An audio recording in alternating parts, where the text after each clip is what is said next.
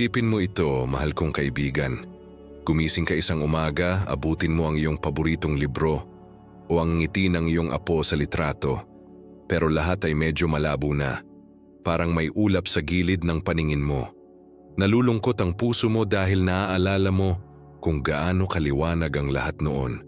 Unti-unti na namang sumisilip ang katarata, ginagawang mahirap ang araw-araw at unti-unting ninanakaw ang iyong kalayaan. Pero paano kung sabihin ko sa iyo ngayon na may 5 ordinaryong prutas na makikita mo lang sa palengke na makakatulong ng natural na linawin ang iyong mga mata at labanan ng katarata?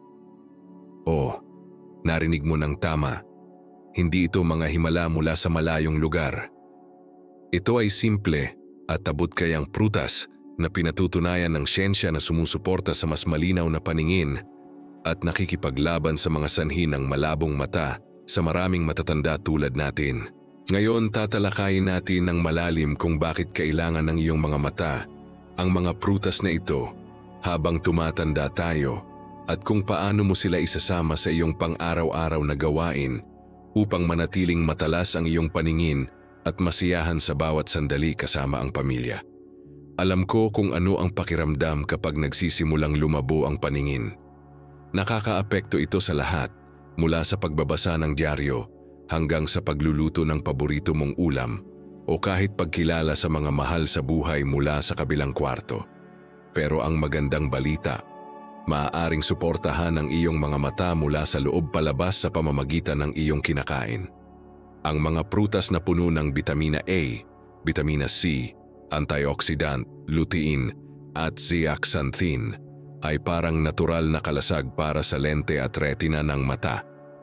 Nilalabanan nila ang oxidative stress na nagpapalabo sa lente at pinapanatili nilang malakas ang mga ugat ng dugo upang maabot ng maayos ang mga sustansya sa iyong mga mata. Simulan natin sa unang makapangyarihang prutas sa ating listahan, ang mangga.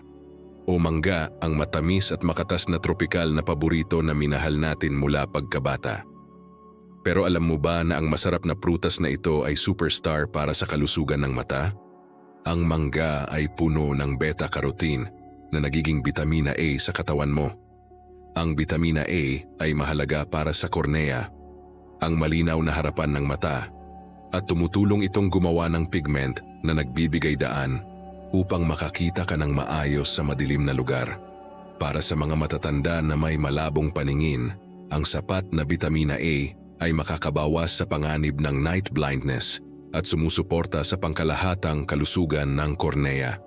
Ipinapakita ng mga pag-aaral na ang mga diet na mayaman sa beta-carotene mula sa mga prutas tulad ng mangga ay nauugnay sa mas mababang tsansa ng pagkakaroon ng katarata dahil pinoprotektahan nila ang lente mula sa pinsala sa paglipas ng panahon.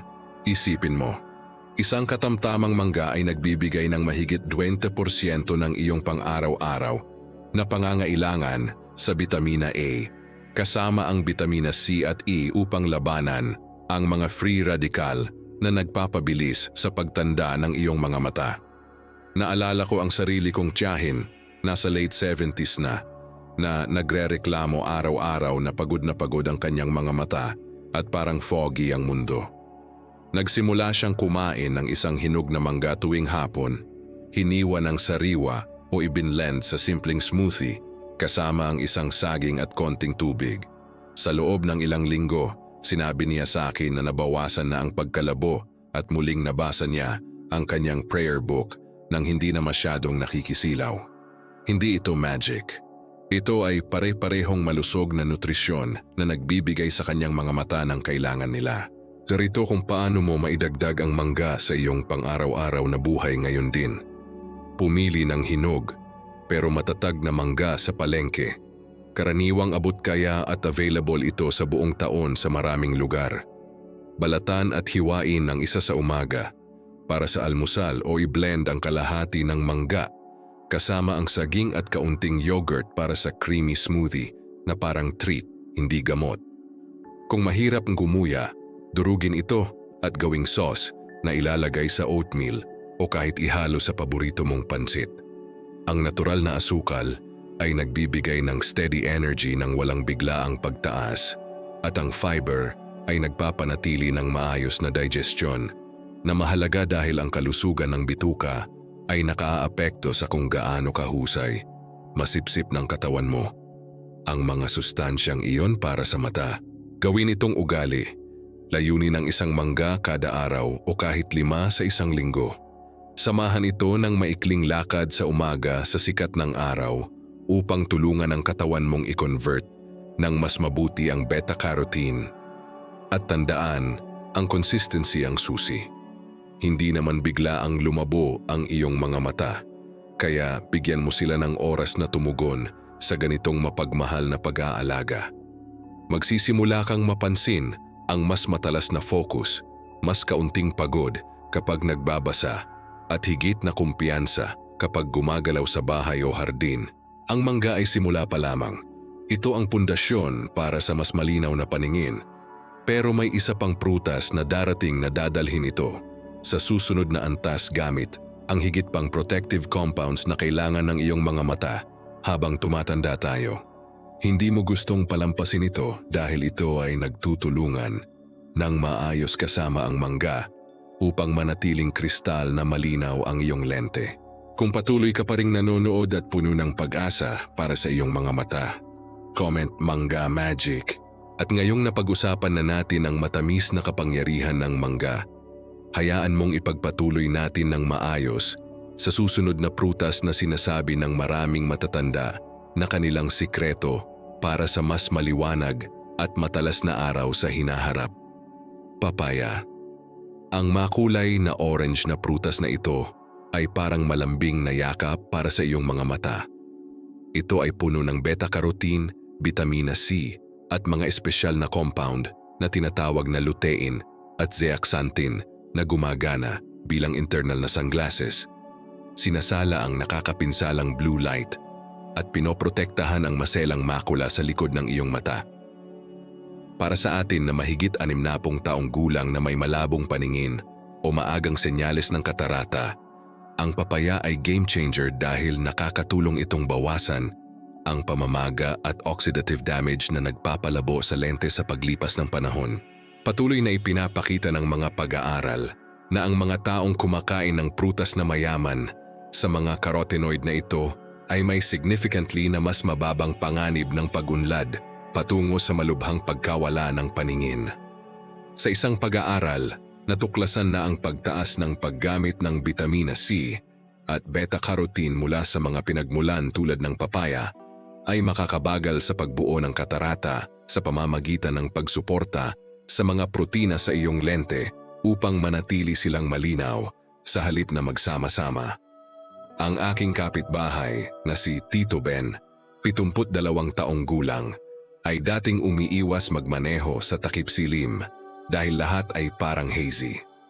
Nagsimula siyang kumain ng kalahating papaya tuwing umaga. Kinuha ng sariwa gamit ang kutsara o ibinlend sa refreshing juice kasama ang pisil ng kalamansi. Pagkatapos ng 1 buwan, bumalik siya sa pagmamaneho ng may kumpiyansa. Sinasabi sa lahat na parang mas bata na ang kanyang mga mata at mas maliwanag na ang mundo. Ang mga kwento tulad niya ang nagpapaalala sa atin na posible pa ring pangalagaan ang ating paningin sa simpleng paraan. Narito kung paano mo magagamit ang papaya araw-araw. Pumili ng hinog na papaya na may kaunting lambot sa pagpindot. Madalas itong mura at available sa merkado. Hatiin ito, tanggalin ang buto, at kainin ng diretso o gawing salad kasama ang ibang prutas. Kung mas gusto mo, i-blend ang kalahati nito kasama ang isang mangga o saging para sa masarap na smoothie na puno ng bitamina. Para sa mga may problema sa nguya, pwede mo itong i-mash at ihalo sa oatmeal o gawing dessert na may konting honey. Ang papaya ay may enzyme na tinatawag na papain na tumutulong din sa digestion, kaya mas mabuti ang pagsipsip ng iyong katawan sa lahat ng sustansya para sa mata. Gawin itong bahagi ng iyong routine. Kumain ng kalahating papaya araw-araw o kahit 4 hanggang 5 beses sa isang linggo. Samahan ito ng maraming tubig upang manatiling hydrated ang iyong mga mata dahil ang dehydration ay nakakapagpalala ng pagkalabo. Maraming seniors ang nakakapansin pagkatapos ng ilang linggo na mas kaunti na ang pagkirot ng mata. Mas madali nang magbasa ng maliit na letra at mas malinaw ang kulay ng mundo sa paligid. Ito ay nagbibigay ng bagong pag-asa at nagpapaalala na ang maliliit na pagbabago sa kinakain ay may malaking epekto sa kalidad ng buhay natin pagkatapos ng 60. Ting papaya ay nagtutulungan ng perpekto kasama ang mangga upang bigyan ang iyong mga mata ng kombinasyon ng vitamina A at protective carotenoids.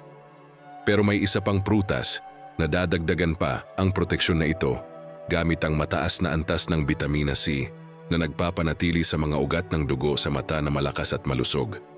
Ito ang susunod na hakbang na magpaparamdam sa iyo na talagang may kontrol ka pa rin sa iyong paningin. Kung patuloy ka pa rin nanonood, comment Papaya Power. At habang patuloy tayong naglalakbay sa mga prutas na ito, na puno ng pag-asa para sa ating mga mata, dumating na tayo sa susunod na 2 makapangyarihang prutas na magtatapos sa ating listahan at magbibigay ng kumpletong suporta laban sa malabong mata at katarata. Una, ang dalanghita o orange. Ang citrus fruit na ito ay puno ng vitamina C, isang antioxidant na tumutulong sa pagbuo at pagpapanatili ng collagen sa kornea at sa buong mata.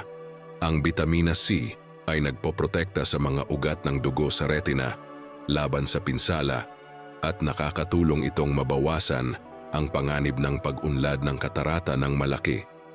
Para sa atin na seniors, ang regular na pagkain ng dalanghita ay parang nagbibigay ng natural na reinforcement sa lente ng mata upang hindi ito madaling mag-cloud.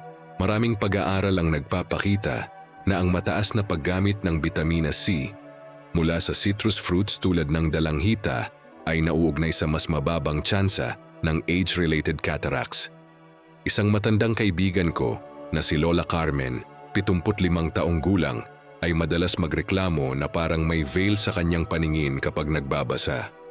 Nagsimula siyang uminom ng fresh dalanghita juice tuwing umaga, pisil lang ng diretso o ihalo sa kaunting tubig. Sa loob ng ilang buwan, sinabi niya na mas malinaw na ang kanyang paningin at hindi na siya masyadong nakikisilaw sa liwanag. Ito ay dahil ang vitamina C ay nakakatulong na labanan ang oxidative stress na sanhi ng edad at araw-araw na exposure sa liwanag. Madali itong isama sa buhay mo. Pumili ng matamis na dalanghita sa palengke. Pisili ng 1 o 2 sa umaga para sa fresh juice na mas masustansya kaysa sa bottled. Kung hindi mo gusto ang juice, kainin ng buo pagkatapos ng almusal o ihalo ang segments sa fruit salad kasama ang papaya at mangga. Ang natural na asukal ay nagbibigay ng energy boost nang hindi nakakapinsala sa blood sugar kung moderate lang. Subukan ding kumain ng buong prutas upang makuha mo rin ang fiber na nakakatulong sa pangkalahatang kalusugan. Ang huling prutas sa ating 5 ay ang bayabas o guava. Ang prutas na ito ay isa sa pinakamayaman sa vitamina C sa lahat ng prutas, kasama ang lycopene at iba pang antioxidants na nagpoprotekta sa lente at retina. Ang bayabas ay tumutulong na bawasan ang pamamaga at pinapanatili ang kalusugan ng mga sel sa mata, na lalong mahalaga para maiwasan ang paglala ng katarata. Maraming seniors ang nakakaranas ng mas magandang resulta kapag regular na kinakain ito dahil ito ay nagbibigay ng kumpletong proteksyon, kasama ang iba pang prutas sa listahan. Kumain ng isang hinog na bayabas araw-araw, hiwain ng sariwa o gawing juice. Pwede rin itong ihalo sa smoothie o kainin bilang afternoon snack. Ang lasa nito ay matamis at bahagyang maasim na nakakapag-refresh at nakakapagbigay ng bagong sigla sa araw mo. Kapag pinagsama mo ang mangga, papaya, dalanghita at bayabas sa iyong diet, nagbibigay ka sa iyong mga mata ng buong spectrum ng nutrients na kailangan nila.